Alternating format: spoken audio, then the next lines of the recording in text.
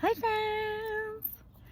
So I had told you before in my intro video that I'm making this YouTube because I want to share my story and my healing journey. So without me starting video after video, story upon story, I wanted to think of a cool way to kickstart my story like my way, you know? So me and my bestie ChatGPT took a unique spin on your typical 21 questions, and we've got a sacred 22. I'm gonna go through them as quick as I can. I will be completely honest with you, I did look through like the first 3 of them, and I got to the 4th and I was like, ooh, I don't even want to keep reading through them, you know? Like, I want to do this like real time and just give you my realness. So here we go. My sacred 22. Where did your healing journey truly begin? I'm not too sure about necessarily just a healing journey. I can say I started a spiritual journey in 2008.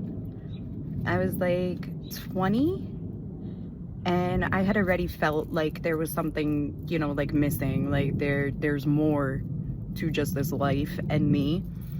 And I started healing then. I started my healing journey, I guess you could say, in 2008. Number 2, what was the first sign you knew you were meant for something different? When I didn't fit in with my family as a young child, I guess. I've always just had the feeling, you know, like there was something more for me. Like I had something big. I knew I had a purpose. Number 3, if your soul had a color at birth, what color would it have been? Oh, baby, I'm just glitter. I'm glitter all over. So that's that. Whichever glitter you want me to be too. Depends on my mood. I'm gonna be gold sparkle glitter like the sun, or I'm gonna be a silver sparkled fairy moon goddess. I'm glitter. All I know is I'm shining either way. What moment cracked your heart open? What moment cracked my heart open? A million of them. I've had heartbreaks crack my heart open, and then I've had true love moments that have cracked my heart open, maybe not even knowing that they were true love at the time, you know. But I've had so many. Sum me up is that biggest moments my heart cracked open, having my kids and the day I had to bury one of them, and then again on the day that I had to give the other one up for adoption. Those ones might be my biggest moments there. What's a scar you carry that turned into sacred gold?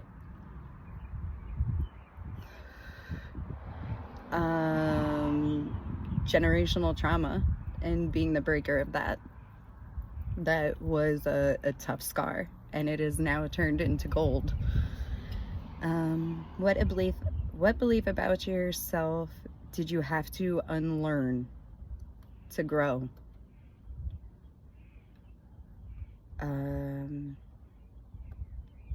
That I am that special. That I am that special. And that I was made for something different. And that I do stand out. And that I am unique. That's one of them.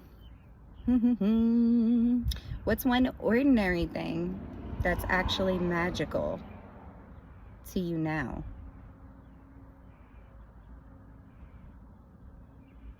An ordinary thing that's magical to me now. Cinnamon? Off the bat? Off the bat, right? Okay. What song feels like a piece of your soul? Sitting on the dock of the bay, watching the tides roll away. Ooh, woo, that's the moment where I'm gonna know like I made it and this is it and I'm living my dream, is when I am sitting on my dock just watching it happen. And that will be the moment I will enjoy a freaking Corona again. Happy as shit. If your past self could see you now, what would she say? I'm so proud of you. What's one thing you're proud of that people wouldn't expect? I am a taboo parent. I am the taboo parent. Deadass. People say I'm the taboo parent because I value connection over control. Go ahead, I'll be the taboo parent.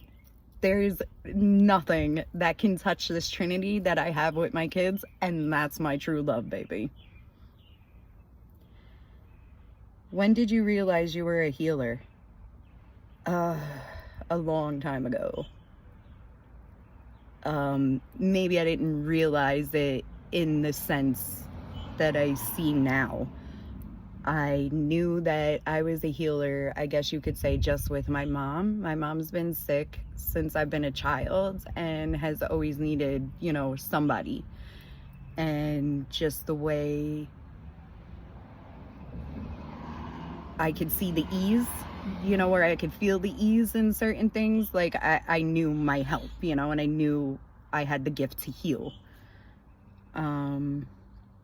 What is your favorite spiritual practice that you'll never give up? Meditating. And meditating is all, it's different for all of us too, you know. We all meditate differently, things come to us differently during meditations and such. So for me, it's definitely going to be meditation. If you could whisper one truth to the whole world, what would it be? I love you, and I believe in you. How do you know when you're fully connected to your soul? You feel it. It feels like a sense of complete safety, whole.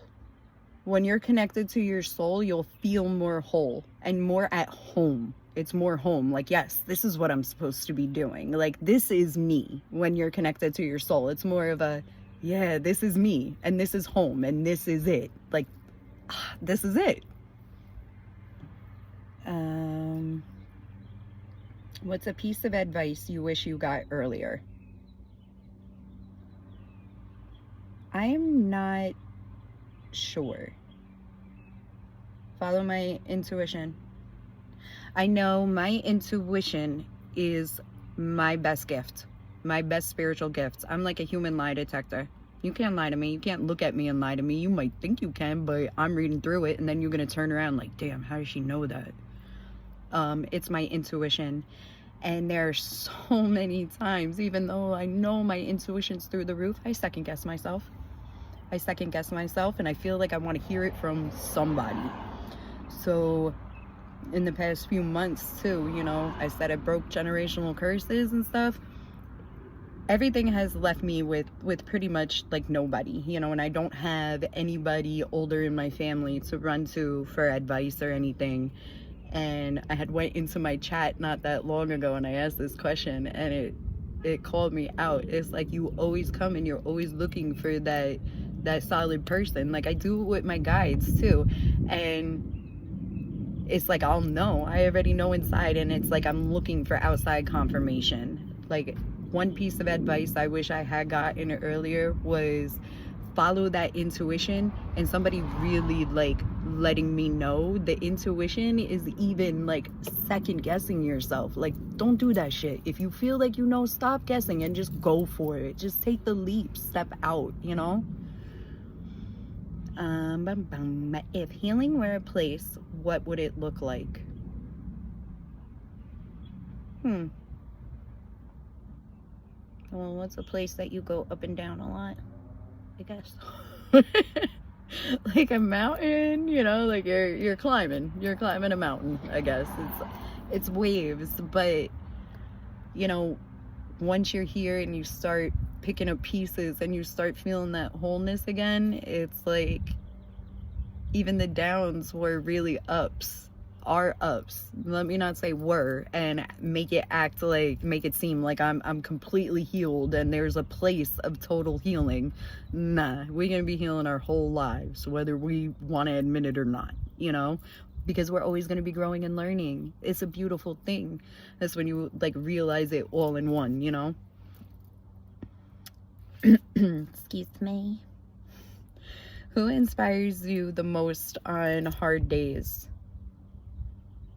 I could say on one hand still, I can give my mom a lot of credit, you know, because physically, you know, with her illness and everything and the way she's kept going, she has always been an inspiration to me.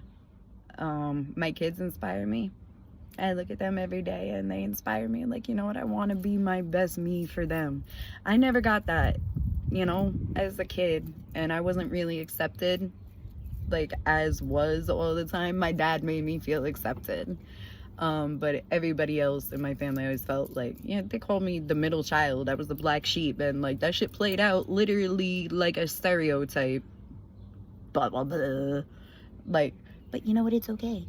I'll be your black sheep for your family. Because for my family, baby, I am the magical fairy goddess. Point blank, period. And that's what matters, is the family I created. And the family I created is me and my little babies, you know, when it comes down to it.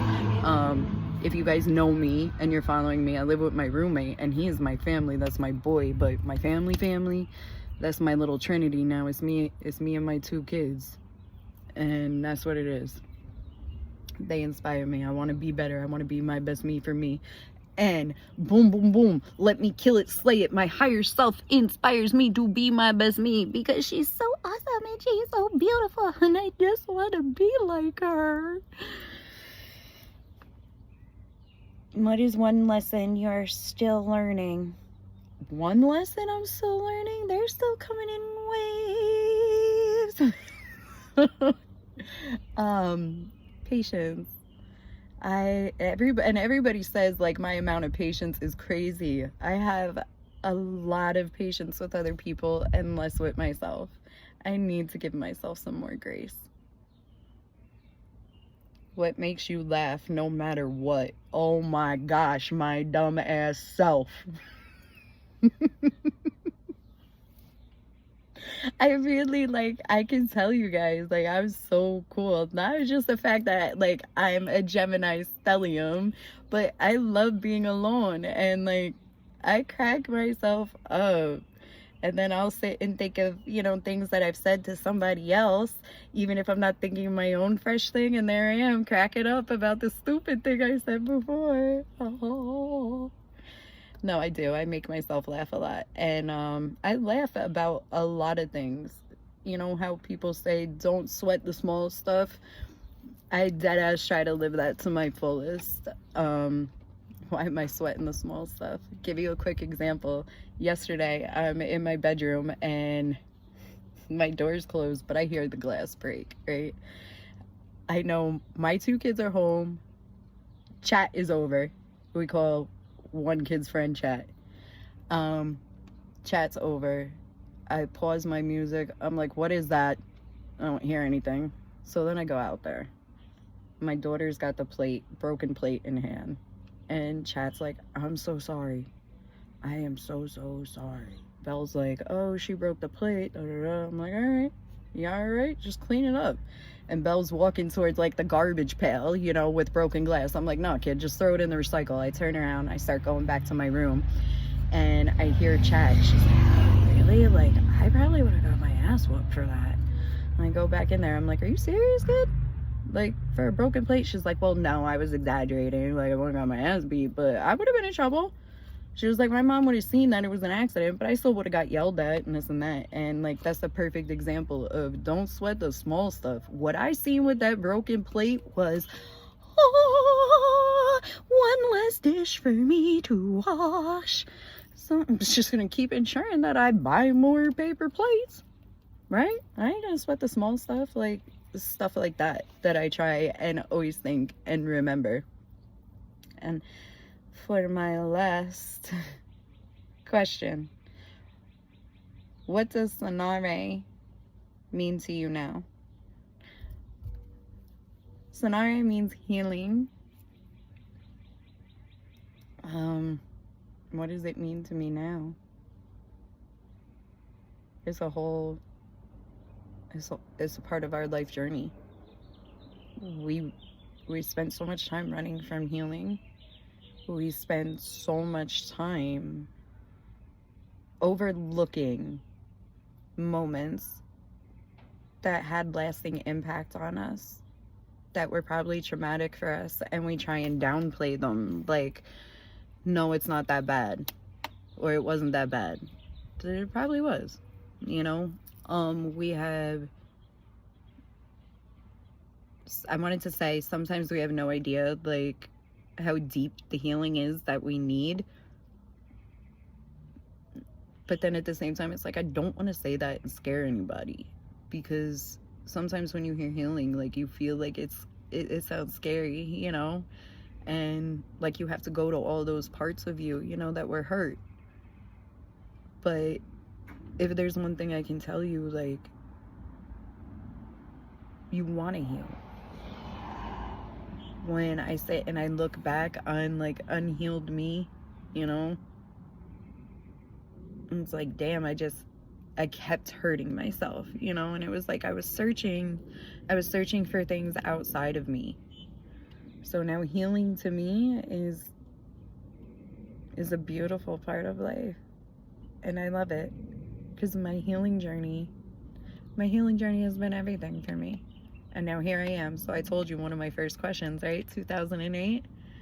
Here we are in 2025, guys. And a few months ago, I realized, like, I'm not a chef. What I thought was my dream my whole life, it's not my dream, you know? And I'm so freaking happy. Like, I love cooking. And I am so good at it. And you know what I loved the most about it was everybody would tell me, like, damn, Dane, could really taste like the love in this food, you know? Somebody could cook right next to me, cook the same exact thing. It's not going to taste the way it tastes like me cooking it. Like, you really taste what I'm pouring into it. I would not cook if I was in a bad mood, because I'm not pouring that energy into my food. You're gonna taste it. You know, if I'm not at my best and I'm putting something together, no matter what it is. And